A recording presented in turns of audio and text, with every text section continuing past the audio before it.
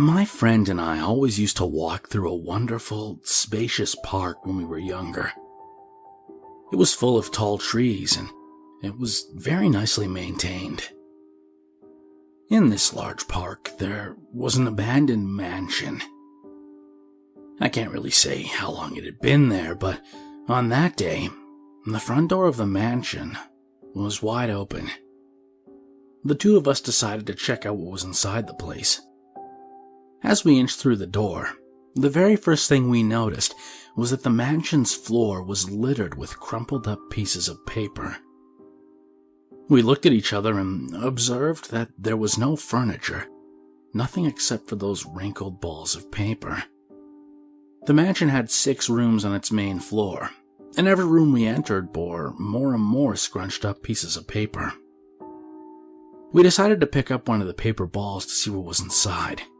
Our curiosity got the better of us. I picked up a single wrinkled piece, and as my friend picked up another, I unfolded my paper, smoothing out its bends and dents. At that moment, it was almost as if a piece of a rainbow emerged before our eyes, and I was suddenly standing next to a large window in one of the upstairs rooms of the house. I was looking outside into the large park. When I looked down at the piece of paper I held, it read, "Look outside the large window that oversees the park in the upstairs parlor." I dropped the piece of paper, and it fluttered gracefully to the ground. Meanwhile, I stared at my open hands in a bout of horror. Dazed and utterly perplexed, I found my way downstairs and met up with my friend. He was in the kitchen, sitting at a round table that hadn't been there before. Where did that come from? I wondered. My friend stared at his opened paper and reread the words several times before he looked at me and turned the page my way. It said, "Go to the kitchen and sit at the round table." We stared at each other for a few moments, vaguely afraid. But then we began to chuckle. Within seconds, we were laughing our heads off, marveling at our newfound game. We could hardly believe what had happened, but being as young as we were, the mystery was endlessly exciting. We decided again to open another scrunched up piece of paper. As we opened up the crumpled papers on the floor, we experienced the same sudden flash of rainbow colors, but this time, I ended lying down in the field behind the mansion. When I peered onto the paper in my right hand, it read, "Lie down in the field behind the mansion." I giggled uncontrollably. After a few minutes of running around the house, I found my friend collecting multiple balls of paper in his arms, eager to experience more of these strange, exciting phenomena. We both got the gist of what was happening at this point. We had no idea how it was possible, but we decided to have more fun with it. The supernatural always had a way of captivating our hearts. After a few more run-throughs with these strange mini-teleportation devices, I began to feel apprehensive. I wondered if, at one point, I would be placed somewhere I didn't want to be, or I'd be made to do something that I didn't enjoy.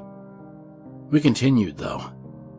Minute after minute, we unfolded many papers and traveled through bedrooms, closets, trees. But then, after having been on the roof of the mansion, I stood before my friend, dead on the living room floor. I didn't scream. I couldn't.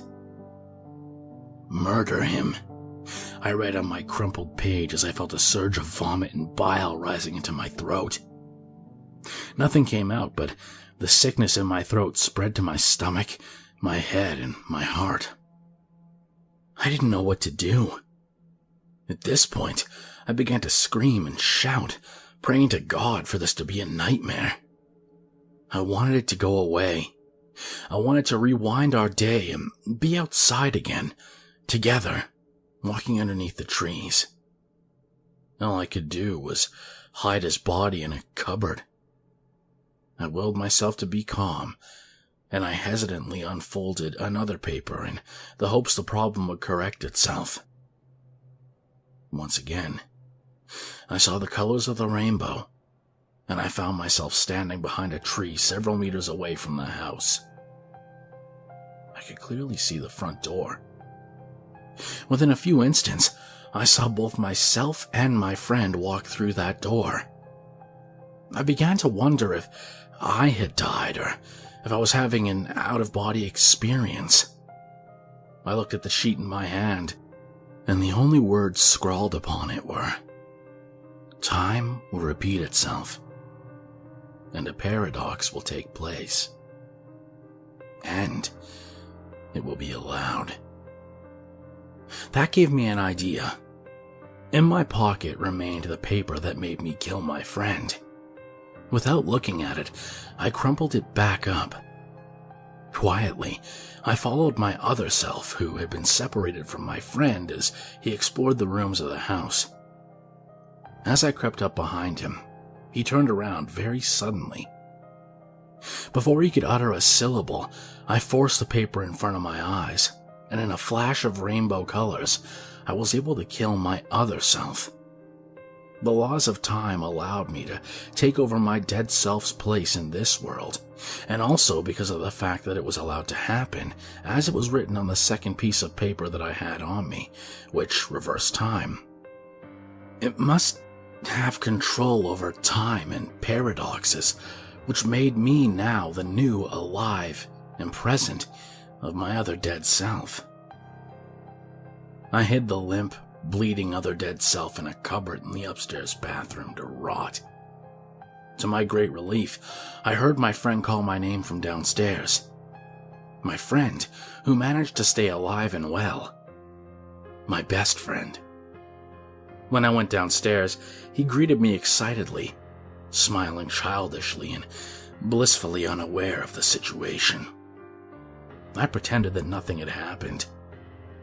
In a heartbeat, I told him that the house creeped me out, and that it would be a lot better if we left. After that day, we never went near the mansion again. I don't know if anyone saw or heard anything about what happened between us, but I recently heard from another friend that the house had been demolished. I can tell you with great certainty that while this news is a relief, I dreaded the probable prospect that my corpse was uncovered in the bathroom cabinet.